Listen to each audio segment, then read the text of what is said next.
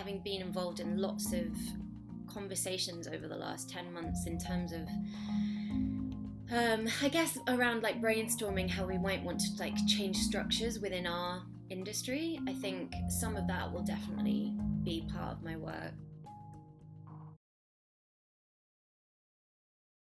Hi, Louise. How are you? I'm okay, thank you. How are you? Yes, great.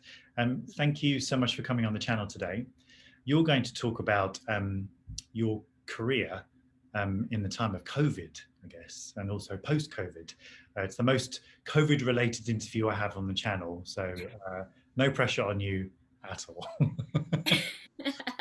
But before we get into the guts of the interview, tell us about you, your career so far, maybe what you've got coming up. How do you define yourself? I know that's a pretty difficult thing to do, but tell us about you. Okay, this is the bit where I do the spiel, which I haven't done in what, like 10 months now, so that's interesting. Yeah, so I am a performance maker, live artist, performance artist. I use those terms interchangeably, I guess, depending on who I'm talking to. I'm definitely a multidisciplinary artist, so a lot of my work uses a mixture of film, um, movement, sound, and sort of squishes that all together, usually in a live context.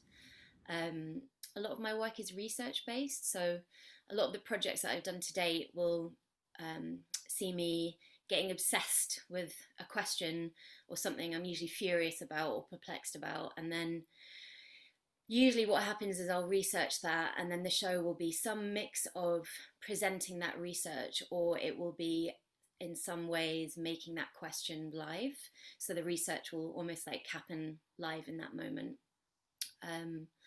Yeah, and that means that over the years I've worked with a number of participants in my work, so I use quite a lot of, yeah, I make quite a lot of participatory work, I guess. So from one of my very first shows called Pretty Ugly, which was all about how teenage girls were using the internet, and I made that partially with teenage girls.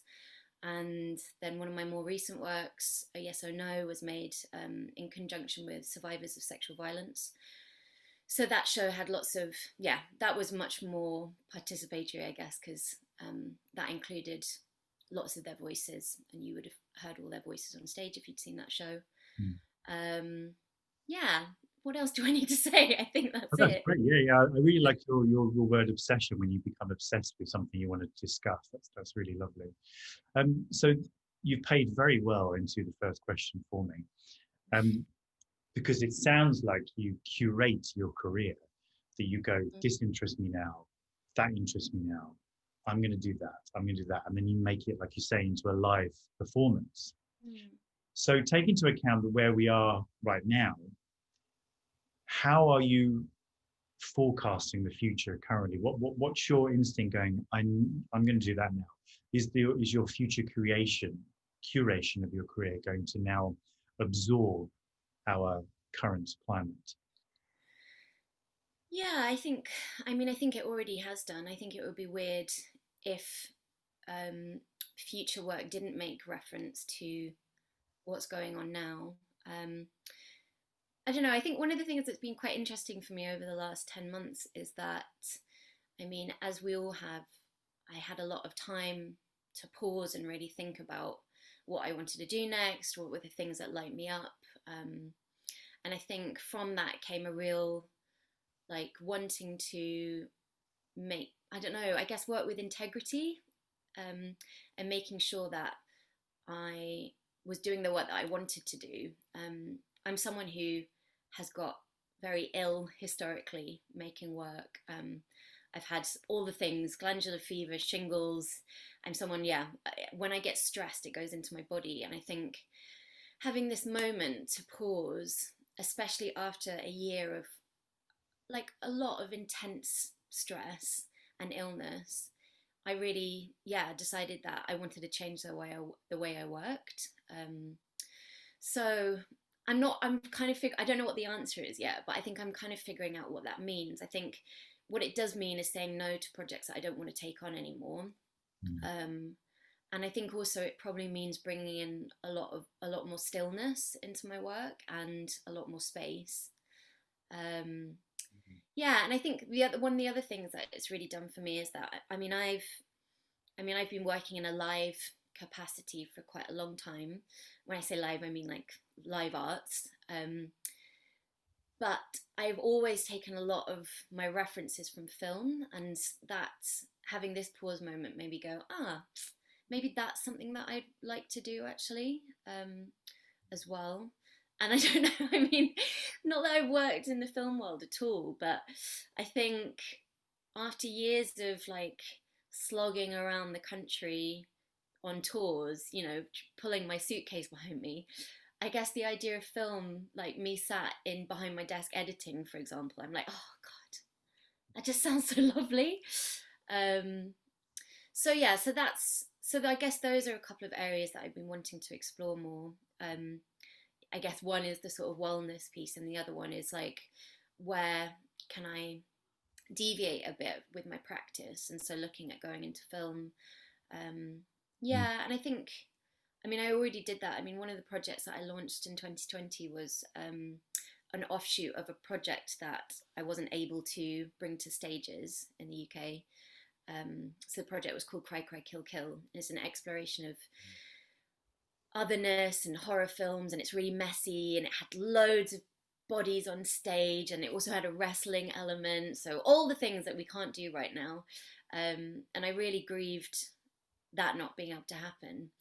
But I wanted to carry on working with the team behind it. So one of the things we did was we created a kind of offshoot project called Your Favorite Scary Movie. And yeah, I really enjoyed working on that. That was a kind of exploration of our research areas, but just using audio and film. Um, and yeah, that definitely gave me a taste of, I think, what I could be doing in the future for sure. Yeah, that's interesting. It's almost like you're saying that part of your curation is actually going to be related to your self-management. That actually I'm going to enjoy this more. I'm going this I wasn't enjoying as much, so that's probably going to fade away. And I think that's probably really key to what's going on right now in any profession. Maybe that people are going, what's important to me now? How do I want to enjoy my day, as it were? Mm, I guess. yeah. Um, so let's go COVID specific for a moment, Okay. or political specific for a moment. Um, do you think, or has this happened already, um, that you're going to include any sort of reaction to this current period within your work, as it were? When you say that, do you mean like direct references, for example, to COVID-19 Um, or? no, not necessarily. I mean, say if I take myself, for instance, I'm making a political piece about an American politician, and Mm, that was already kind of preserved in an idea back in a year or so ago. But mm, now, because of what's going on, say let's say also in America, then I'm like, okay, right, cool. Now I need to use that. That has to be in it mm, because I have mhm. this responsibility in the story I'm telling. Um, so yeah, are you seeing anything or feeling anything at the moment? Going, I'm coming after that topic. Well, gosh, I mean, definitely one of the things that it's made me feel is um, having been involved in lots of conversations over the last 10 months in terms of I guess around like brainstorming how we might want to like change structures within our industry. I think some of that will definitely be part of my work. And I'm definitely thinking more in terms of, inclusivity and race politics and all those things than I've ever thought of before. I mean, one of the things that I have started working on is that there is a new project which I've started working on called Brave New Worlds, and um, it's super early days, but that actually came from me having chats with this teenager that I got to know over a recent project, and speaking to them about how they're using the internet. And basically, this teenager is just amazing. They're kind of like the teenager that I wanted to be when I was a teenager, but couldn't for whatever reason. Um, they identify how they like, they dress how they like, they say the words that they want to say, all these kind of things. And it really I don't know, that really set me off on a really nice new tangent with my work. So I Mm. think there may be some startings of a work about Gen Z in there, and I guess what the future looks like. And I think probably the reason that I got excited around that project was because of what's happened over the last year. Mm. Um, in terms of 2020 just showing us, shining a light on everything that's completely fucked basically. um, and yeah, I guess there's something in my conversations with this particular teenager where for the first time I actually felt a like some hope, I guess, about the future. Yeah. Um, whereas I feel like 2020 was like just so much doom. And I mean, come on, we're in January of 2021, and it's just relentless, isn't it? But yeah, so I think that that will definitely be that there will be some work around that. And also, I guess, interestingly for me, something I've been thinking about a lot is this has been quite a big shift for me in that I think I've always tended to make work which is angry and melancholic, difficult, definitely triggering, sometimes traumatic to audiences. And I think this is the first time when I've been thinking about a project where I've actually been thinking, it might be nice to like let my audience leave with a glimmer of hope about something, you know? Um, so yeah, I guess that's probably a byproduct of living through 2020 as well. Yeah. Yeah. It sounds like almost you're interested in intergenerational conversations as well. Mm, You, yeah. you just reminded me of something that with my nephews, they're 23 and 18, and they're so political, and I'm so excited. Yes. Yes. Yes. And I'm like, Exactly. and I keep telling them like, I'm so sorry it's like this. Don't worry, it will change. And I'm referencing back to the end of Thatcherism and the birth Mm. of New Labour, etc. And so yeah, you're right. There is an element of just you wait until everything's back. You know, just you wait. Okay, that's cool. Now the last question is probably a little bit unfair to lay this completely at your feet, but feel free. We can play tennis on the answer of this.